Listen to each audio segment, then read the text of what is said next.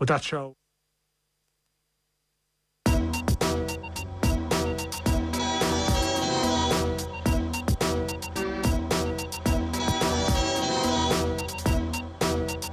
Welcome along to the Snap Your American Football show here on Off the Ball. All our coverage is brought to you in association with the Aer Lingus College Football Classic. That's Northwestern versus Nebraska at the Aviva Stadium on Saturday, August 27th, 2022. Check out collegefootballireland.com for full details. Their brand new website is there and waiting for you. We'll have some exciting news in the coming weeks regarding first dibs on tickets to what is sure to be an electric occasion at Lansdowne Road, so keep eyes peeled for that. I'm joined this week and every week. I would say every week, Cian, but you were on a sabbatical last week, but I'm welcoming you in here. How are things? Oh, you mentioned getting tickets there. You're just stabbing me in the heart today. Just failed to get New Zealand Ireland tickets. Oh, I didn't. They're not quite in my price bracket, Cian. There was it like €150 or something? I have a rule with these things. I did it once for LeBron in LA. If it's something like it's a once in a lifetime opportunity, I'll spend over the cost for it. So it was like 165. Either way, it doesn't matter now because I didn't pay because I didn't get any. You're going to have to pull some ranking off the ball. Hopefully they might be able to wangle you in there. Right. That's it. That's it. It's a weird time, or probably a good time for American sports fans, a weird sort of amalgam of the calendar where the World Series is happening, the NBA is back, and we're into the proper throes of the NFL where things are really getting hot and heavy. So there's probably a dream scenario for fans of Americana. Yeah, and the NHL is on too right now, I believe. It's kind of different because the schedules have been messed up with COVID over the last couple of years, but normally there's a sweet spot around this time of the year where you get the regular season NFL, you get the baseball playoffs, you get the start of the NHL season and the start of the NBA season. It's the sweet spot. It's brilliant. And if you are, like myself, a fan of all the sports, well, I'm a fan of all of them to a certain degree. But like the one thing I actually did find in recent years that was interesting was the baseball playoffs can actually be quite fun. Baseball regular season is terrible because there's like 7 million games every season, so none of the games actually matter. But when you get down to those dramatic stages in the playoffs, it's actually really fun and and especially good if you're like an insomniac and you're just waiting around to do something at night. You can stumble on a baseball game and it's easy enough to follow. So yeah, it's a good time of the year. That'd be my sense of basketball as well, where high stakes NBA playoffs is probably as great a sport can get, but there's so many dead rubbers in the regular season and load management, all this kind of stuff. At least in the NFL and American football, broadly speaking, each game is particularly high stakes. Like a few losses in a row can really derail your season, whereas you see it with the Lakers at the moment in basketball. They're just kind of finding their feet with their veteran leadership, if we call it that. Russell Westbrook and his quadruple double, all that kind of stuff. But yeah, at least the NBA though, even though they're kind of dead rubbers, like the games themselves are fast paced and it's only 2 hours long, whereas baseball dead rubbers are like 4.5 hours long and there is nothing happening for half the time you're watching the game. It's true. It's more of a fan event, in-person experience. I've been to Yankees Red Sox one time, and yeah, most of it, I'd say 40% of the audience are just kind of mingling and having the crack rather than actually absorbing the game. But sure, we're here to talk college football and American football and NFL, broadly speaking, Cian. And one story which we won't get into in the Pick Six, but we can talk about is Tom Brady's 600 touchdown pass and the strange fallout from that. What was an otherwise uneventful game, but Byron Kennedy was given the ball by Mike Evans and decided to hand it right back. I don't know what you would have done in that situation, Cian. Would you have held out with that leverage you had? Well, Brady said on the Monday Night Football broadcast that he gave up all his leverage when he gave the ball back, which is true. It's an interesting one because technically he doesn't actually have any leverage. Like, he's in a private event. It's private property owned by the NFL. Just because it's handed to him, they could very easily have security go and take that ball back off of him. So he can't really complain. He got $1,000 for the team store. He got a couple of jerseys. He got signed jerseys. He got a signed helmet. He got season tickets. I mean, for being a guy who just happened to be lucky enough to catch the ball that was thrown to the crowd, he's doing pretty well for himself. But I understand the expectation that we could have got more too, He got a Bitcoin as well, which is apparently worth like 60 grand. What? Yeah, he got a Bitcoin, which is a Tom Brady one. So yeah, he's doing very well for himself. I think the real issue is that like the ball itself is going to be worth at least $500,000. So, but you're probably right in the grand scheme of things. If push came to shove, literally, I think they would have just came and ripped it from his grasp. But thankfully, he was amenable to giving it back. I should remind everyone, we have a ton of American football goodness coming your way this week with the return of OTB Club Gridiron. It'll have highlights from the snap, reports from games, early bird tickets to events, and lots more. Sign up now at otbsports.com/Club Gridiron. That's otbsports.com/Club Gridiron. Time for the pick six.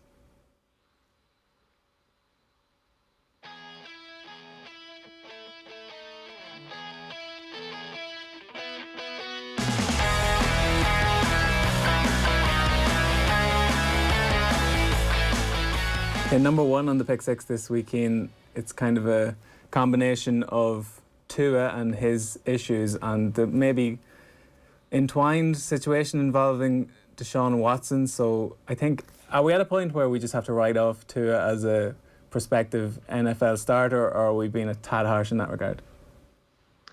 Tua Tagovailoa is not a very good quarterback as far as I can tell, just based on watching him. And I know it's very easy to sell him as a good quarterback right now because the stats of the last couple of weeks have been pretty good. He threw 4 touchdowns against the Falcons, but he didn't play well in that game overall. The argument is, he threw 40 passes and 36 of them hit the hands of the receivers, or 34 of them hit the hands of the receivers, or whatever you want to say. Yes and no. Like, sometimes the ball hitting the hands of the receivers doesn't mean it was a good throw.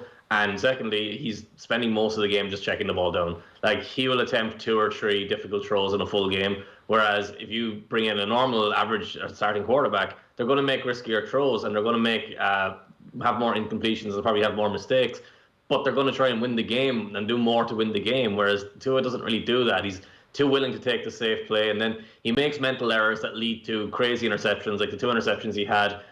There's some debate about, the first one wasn't his fault, the tight end should have flattened his route. But even if the tight end flattens his route, the ball is still going to be broken up at best. He's not going to catch that ball. It shouldn't have been thrown there at that point. And the second one is just insanity, because you've got a receiver wide open in the flat and he just never looks towards him because he doesn't know how to read the defense properly, and runs into the middle of the field and throws the ball up for grabs. So it's very, very difficult to sell to. He's a weak-armed quarterback. He has very limited upside in terms of athleticism. And the other aspect of this, which is just an absolutely insane story, is his father forced him to play left-handed from when he was younger, even though he's right-handed. Like, I don't know about you, but I have a bunch of uncles who say to me, I'm left-handed, and when I was in school, they forced me to write with my right hand. And that's just a thing that happens here years and years ago. I've never heard of it happening with a football player, and that football player then getting to the NFL, being the starting quarterback for Alabama. It's an incredible achievement, but it's also you can see that he struggles to throw the ball with his left hand because he's right-handed. So I don't understand it. It's crazy, and it's going to limit their upside. I know in boxing, to put that cap on for a moment, the Cuban boxing style coaches everybody to be southpaw, which means basically your dominant hand, the hand you throw power shots with is your left, regardless of whether you're right-handed or left-handed. So I think that's probably slightly different, where you can get both hands into play. In NFL, if you funnel yourself down, basically throwing left-handed when you're right-handed, it's kind of putting yourself in a needlessly tricky position. But as you said, like, to actually scale the heights he's done with that hindrance is really quite impressive. I did touch on Deshaun Watson there, Cian, and the trade deadline by next time we're on will have passed. I think it's November 2nd, so it's kind of now or never in terms of whether he's going to get out of Houston. Seems that the Carolina Panthers are no longer in those sweepstakes, and given the controversy which is swirling around Watson and what we've covered in depth since in this season of The Snap, the Dolphins actually do look quite likely. There were reports last night, Irish time anyway, that they were quite close to a deal. Like, if we're just looking at it from a football perspective, he will improve them immensely, but do you think it's a risk worth taking given the capital they'll have to give up and the background to the Watson situation?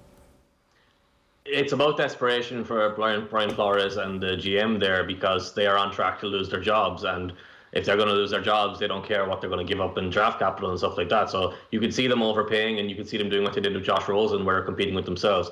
As far as we can tell, the only team looking at Watson right now is the Dolphins. Like, there's other teams that are mentioned, but they're flimsily mentioned. And most of the reports about a deal being close or a deal being done are coming from Texans writers and Texans sources. So it's the Texans trying to push this through more than anyone, as far as I can tell.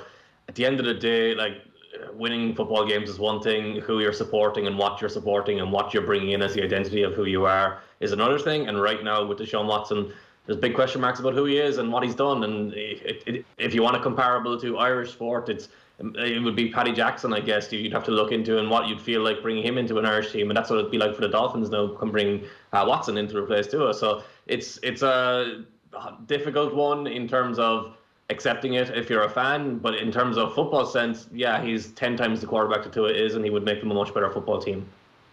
And given that the Tua project isn't looking overly prosperous at the moment, we should go to his draft class cohort, and that is, of course, Joe Burrow in number 2 in the pick 6, which is Tiger King. And Keane, somewhat under the radar, the Bengals have become the top seed in the AFC, given that the Ravens actually look like the best team in the AFC, no longer the best team in the AFC North, if you look at the current standings. But it was quite a beatdown they gave the Ravens in Baltimore last weekend. But if we take the whole season in microcosm at the moment, have you been impressed with the Bengals? Are they here to stay in terms of a force for this campaign?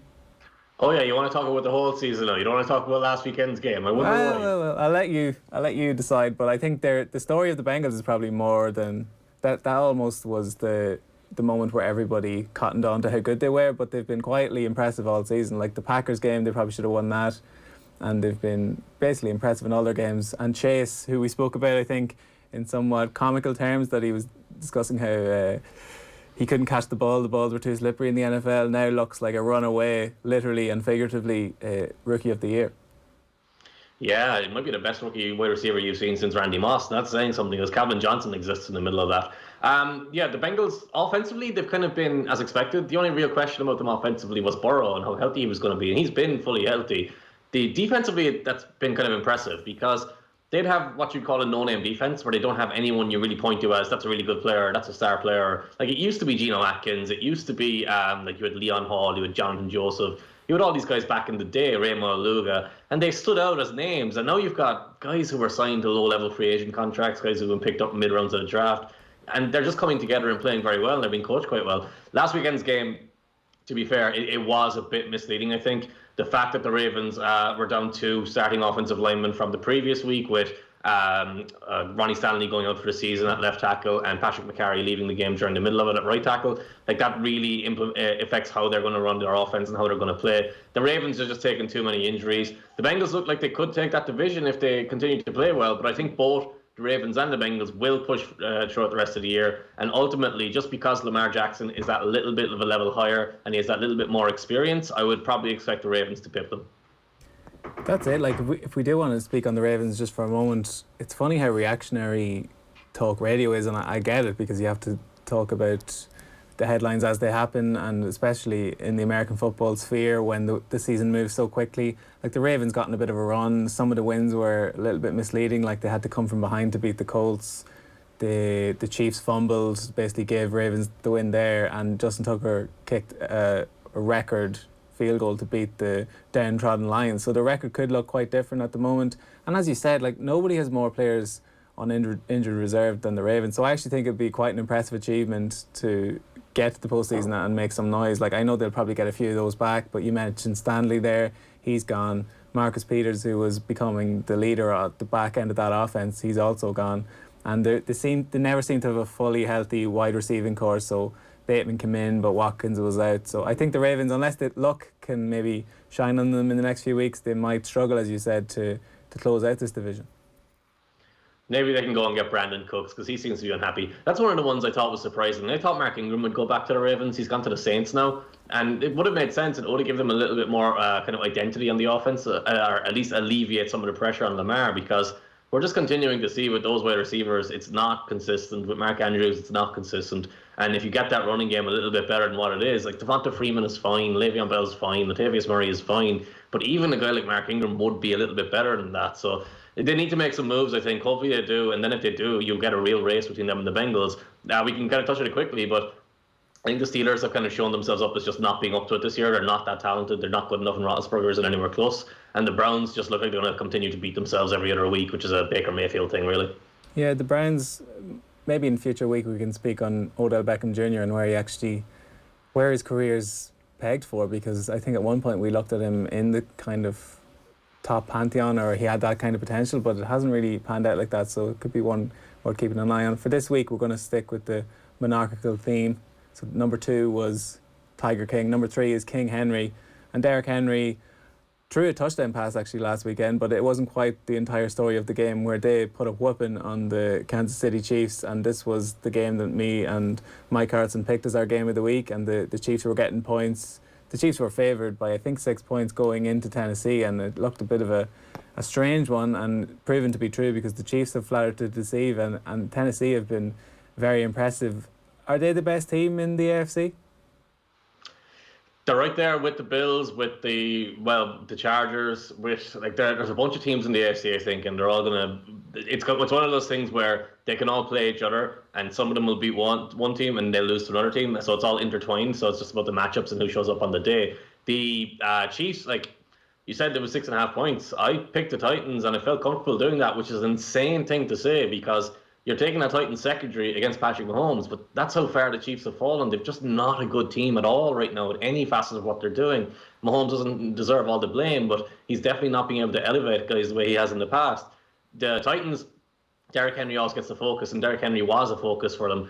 But it was really about Ryan Tannehill, his ability to make a bunch of throws that not many quarterbacks can make, his ability to make plays with his feet as well. He ran for a touchdown, he ran for an important first down. He played really well, and that's the hidden dynamism of that team. Like when you've got Ryan Tannehill there and all the focus is on Henry, you can't just focus on Henry because of the plays he'll make. AJ Brown is phenomenal. Julio Jones has been pitching in here and there. He still doesn't look like the guy you expect him to be. He should have had a touchdown last week on the left sideline where he just couldn't make the play because he couldn't reach the ball in getting off press coverage in a way you expect him to normally.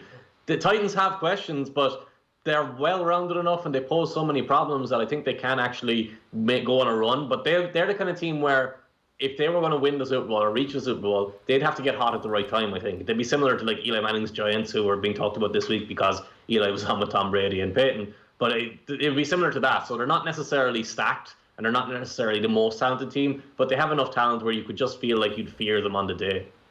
And we know, and it's well established by now, that Derrick Henry is a bit of an anomaly, but it felt a little bit unnecessary, the amount of carries they were giving him in a game that was effectively wrapped up by just over halfway. Like maybe, as you said, save him for later in the season when those runs are going to be more important. But I know you're a big fan of Ryan Tannehill, and you mentioned AJ Brown there, who I think is probably one of the most underrated players in the entire league. But to what extent are their maybe credentials boosted by the presence of Henry, in that basically that's the primary focus of every defensive coordinator, to maybe neutralise him? And does that open up the passing offense, or am I giving too much credit to Henry there? Yeah, it's not necessarily that it opens it up. It's the way that it's built. Like, you can't really name off the top of your head the third, fourth, and fifth wide receivers for the Titans, whereas you could do that for other teams. And that's not necessarily because those receivers aren't good. It's guys like Westbrook Hines and Josh Reynolds who's there. Like, it's guys who can actually play a little bit, but they don't really get opportunities because the way the offense is built, you're going to have really two receivers, you're going to have one tight end. Right now it's Pruitt and you have Anthony Firkser there as well, who will come in as a receiving option. So what happens is the identity of the offense becomes about tight ends, fullbacks, and running backs. So it changes the offense, which means Tannehill has to make tougher throws, but it also means the big play options can be there more easily than other offenses because the defense can be pulled forward and pulled out of position by Henry's presence. So there are positives and negatives, but one of the aspects of it that doesn't get talked about at all is Henry gets to play with an athletic quarterback. Like, that's always a major plus for a running back because they have to account for him keeping the ball in the back end. They have to account for him being effective on bootleg plays. So there's a combination here where they complement each other. It's not just Henry carrying the offense and Henry setting the tone and everything working off of Henry. It's the two working off of each other. And then AJ Brown's ability to get open deep and get downfield quickly. It's all about pulling the defense in different directions. If Henry's pulling you to the line of scrimmage, he's pushing you deep, so he's going further down. And Tannehill's deep ball is simply phenomenal. So it's all kind of perfectly working and balanced together. With that said, if they do fall behind in games, I'm not sure they're really built to spread the field, go 3 wide receivers, 4 wide receivers every play, and move the ball down the field. That puts a lot of pressure on Tannehill because they don't have the high quality, or they don't have the high quality receivers, but they also don't have receivers who are playing a lot of snaps. So if you could play 14 games in a year and only play 10 snaps every game, and then suddenly the offense is down by 3 touchdowns, so you've got to play 50 snaps in a game, it's a completely different thing. You're not ready for that. You haven't prepared for that. So there are question marks about it, but it's an interesting offense in a sense, and they've changed offensive coordinator as well, but everything seems to be smoothly transitioning there. Yeah, and just to briefly stay in the running back domain, and more specifically in this division, the AFC South. So you look at it, Titans are 5-2, looking quite comfortable there. Another misleading record just from the games I've seen. The Colts are 3-4, but actually hung in most of the games, and Carson Wentz is not the player he was maybe primed to be when he first came into the league, is doing an all right job, certainly a big upgrade on Phil Rivers at this moment in time.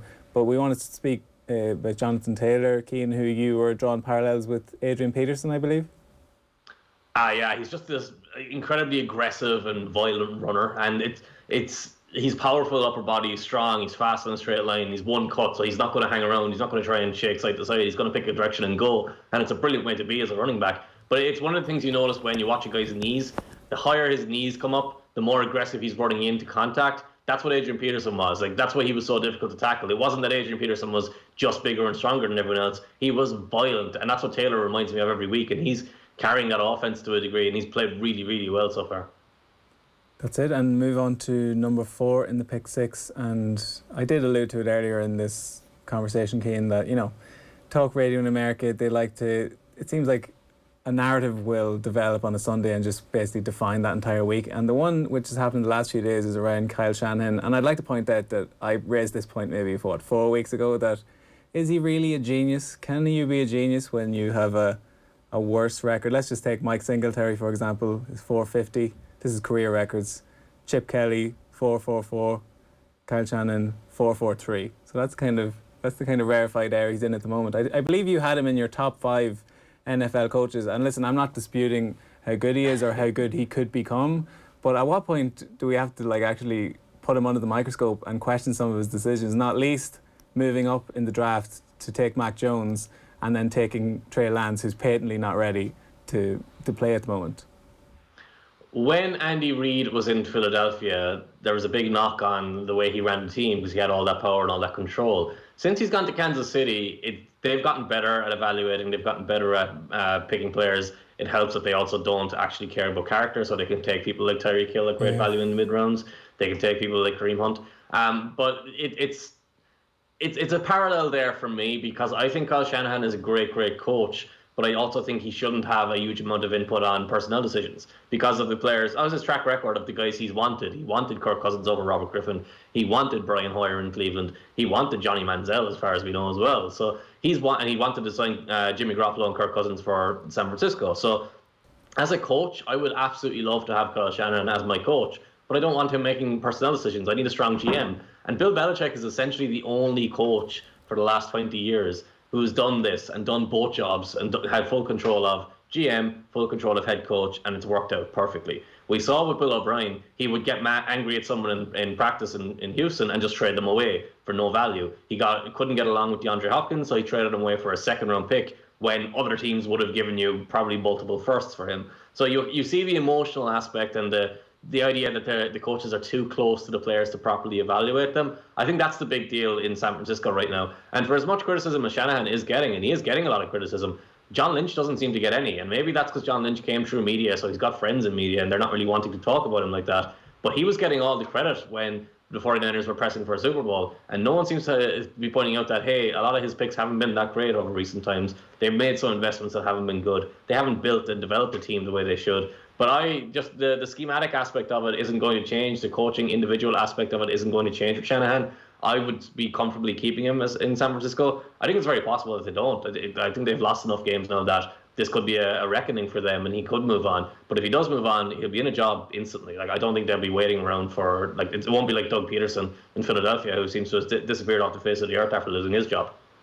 And what is your read on the quarterback situation there? You've got the maybe lack of reliability on Jimmy Garoppolo as a executor on the field, but also the fact that he misses so many games through injury, and then Trey Lance in developmental terms is a long way off being a reliable NFL performer. So just in terms of this season specifically, I know they've both had knocks but should be healthy in the coming weeks. Would you persevere with Garoppolo? Yeah, it's not a great choice. To be honest, Garoppolo's not even a part of the equation. The question is, does Trey Lance develop better by playing or by sitting? If you think he's going to be better off for sitting, then you sit him. If you think he's better off by playing, then you play him, because the season's gone. Garoppolo is not an answer one way or another. So it's just all about Trey Lance. I wouldn't have picked Trey Lance, so I'm not really the best person to come along and say, oh, get him in, let's see him play, because I just don't think he's particularly good. So they have a decision to make. They've got to pick what they value. But this is the dichotomy of the NFL as well, where Shanahan might feel like he's coaching for his job, so he might not be able to think about long-term and development and what's best for Lance. He might have to just think about how he wins. We can draw the parallel to rugby again. Andy Farrell feels that way sometimes too, and that's why he keeps picking Johnny Sexton. So all these things happen over sports, and all these where business and sports intertwine, the decisions are made, and that's what's going to happen and determine the future in San Francisco. Yeah, you mentioned like their season nominally being over, and we talked about this division potentially producing 3 or 4 playoff teams, but the Cardinals obviously runaway leaders at the moment. The Rams, to be fair, only 1 game behind at 6-1. Then the 49ers 2-4, Seahawks 2-5, and we talked about them as perennial playoff contenders, but like they have been blighted by injury and poor makeup of the roster, as we've touched on previously. That the defense, which was once lauded, is now leaving a lot to be desired, and like their season is over as well by the looks of it. Yeah, and that's the one where we're kind of giving Pete Carroll a pass, but they've done a very poor job over the last few years as well. Like outside of DK Metcalf, who has come in there and made a really positive impact? I can't think of anyone at this stage.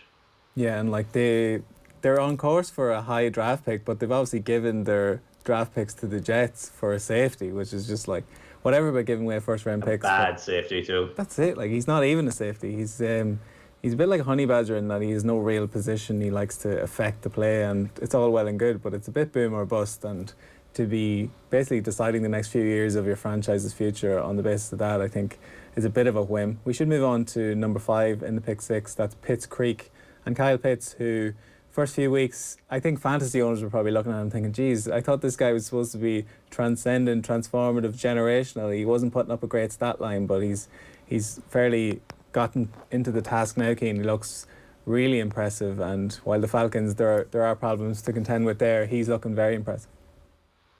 If you were to explain football to someone who didn't know what football was, how would you tell them what a tight end is? It's difficult because on paper, and I think we actually mentioned this a few weeks ago, that their central focus within the offense has certainly developed since the Gronk Hernandez days, where Bill Belichick made him the focal point of his approach. And now, latterly, like the likes of Mark Andrews and these kinds of guys have become, again, chief targets for quarterbacks. But like I think on paper, they're actually more in terms of, they're like the oil that gets the offense moving in terms of blocking and that kind of thing. But I would just call them maybe bumper wide receivers. Bumper cars? Kind of, yeah. So I was watching that game against the Dolphins, and Pitts made 2 plays, one down the left sideline where he's got a defender on his back and he pulls the ball in with one hand, and then another where he just shows his speed to get downfield and catch another deep ball downfield. And you watch it and you hear, oh, great play by Kyle Pitts, the rookie tight end. And I'm like, no tight end in history has ever made that play. That's not a tight end play. Like, so we can talk about the evolution of the position, and we have done. It went from being only blocking to the Jason Witten types, guys who do a lot of blocking, who can catch a few passes on the side, Heath Millers, Kyle Rudolphs, guys like that. Then you had Gronk, who's an incredible receiver, and then you had Antonio Gates, who's an incredible receiver as well. Tony Gonzalez did a lot as well. But you never had guys who were like long, spindly athletes who could outrun cornerbacks and then make ridiculous catches. Like Gronk has made ridiculous catches, but they're generally within the frame of his body. He's not making these extended one-handed catches away from his body. Pitts is a wide receiver. We need to stop calling him a tight end because he's not built to block at all, even though he can be effective doing it. But even then, he's not like Travis Kelce, who is a wide receiver in a tight end's body. Pitts is a wide receiver who is a deep threat. We've had them at tight end. We've had a few of them at tight end, but we've never had one like this where it looks so natural and so comfortable to him. So there's endless possibilities in terms of moving him around the field and getting the most out of him. The problem is the Falcons, as an offense as a whole, they're not really stable. Everything's kind of under pressure. Everything's about getting opportunities where you can get them rather than like dictating to the defense and setting up shot plays. And once they can start doing that, they'll be a really good team, and he should continue to put up big numbers. So I know there was some level of skepticism around the decision to draft. Like, I don't want to call him a marquee player, or I don't know, like, generally when a team is rebuilding like the Falcons, you kind of build from the front and work backwards, whereas they kind of took this shiny piece, I think number 4 in the draft. Safe to say that was the right decision at this point? Well, you have to look at, they had Caleb McGarry and Chris Lindstrom as first-round picks in recent years. The question mark was really, do you move on from Matt Ryan or not? I think the answer was they should have moved on from Matt Ryan, but it's always difficult to move on from your older franchise quarterback.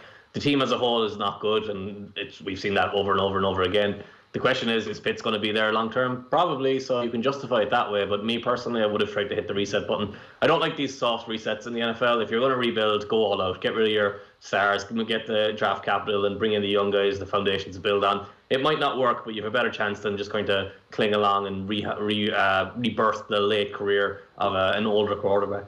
Would have been interesting to have prime Pitts, prime Julio Jones, prime Matt Ryan in sequence at one point, but alas. You basically did. They had Roddy White, they had Julio Jones, they had Tony Gonzalez together. That was Matt Ryan's prime. No, that's fair enough. I always quite like Matt Ryan, but it's hard to ever forget what happened in that Super Bowl. Kyle Shanahan once again, Keane maybe, crumbled under the pressure. Devonta Freeman missed the block, and that's what caused the fumble. What about the other 40 points they conceded or whatever it was? Don't mention them. A bit of a mad one.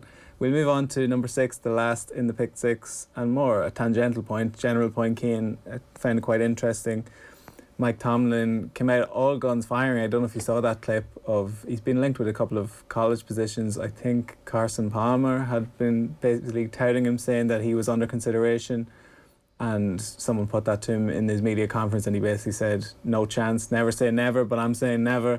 And are you asking Sean Payton this question? Are you asking Andy Reid this question? The implication being that he's at the Pittsburgh Steelers, one of the most storied franchises in all of American sports. Why would he want to leave to go to college? And it is an interesting one because some have taken that route. Like you look at Jim Harbaugh at Michigan, and it probably hasn't gone as well as people anticipated when he made the move to college. But this lad was very much in Super Bowl contention, had been to championship games aplenty with San Francisco. There was a sense maybe that he'd run out of time, or the personnel in the squad had basically run out of patience with his approach. But you take him as an example, where he was actually amenable to going to college, whereas Tomlin dismissed it straight out. Just in broad terms, I should say, the difference between college coaching and professional coaching, I suppose, and why maybe some people don't take to it as easily as others.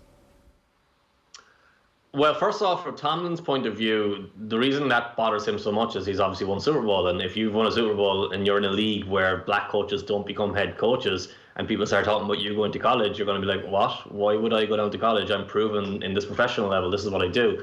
But in terms of the differences between coaching college and coaching at the NFL, there are a lot of differences in terms of like the actual specifics of how you coach football, but that's not really the interesting angle of it. The interesting angle is the control that you have. So when you're a college coach, you have 120 people on your roster. Most of them are scholarship controlled, which means you have full power over them. If you tell them to do something and they don't do it, you'll just go, all right, I'm going to pull your scholarship and you're no longer going to be on this team. Whereas in the NFL, you can't just get rid of anyone you don't want as easily because there's salary cap ramifications, because you can't just go out and recruit 10 other guys to replace them. And then it's an aspect of the practice in the off-season, how much control you have of that, how much influence you have over them in season on what they're doing, what they're focusing on. There's just a level of control. But then surpass that, and this is something we've seen with Chip Kelly that's been mentioned before, and with other coaches, NFL players are adults. They expect to be treated like adults, and they expect to be not the rah-rah shout at you, get in your ear nonsense in your head all game, and just doing whatever they want to you in practice. In college, these are kids. These are 17, 18, 19 years of age, and they don't know any better, and they don't have any power. So they have to do what they're told, which gives the coach more autonomy, and it gives someone like Urban Meyer the ability to get away with whatever he wants to get away with.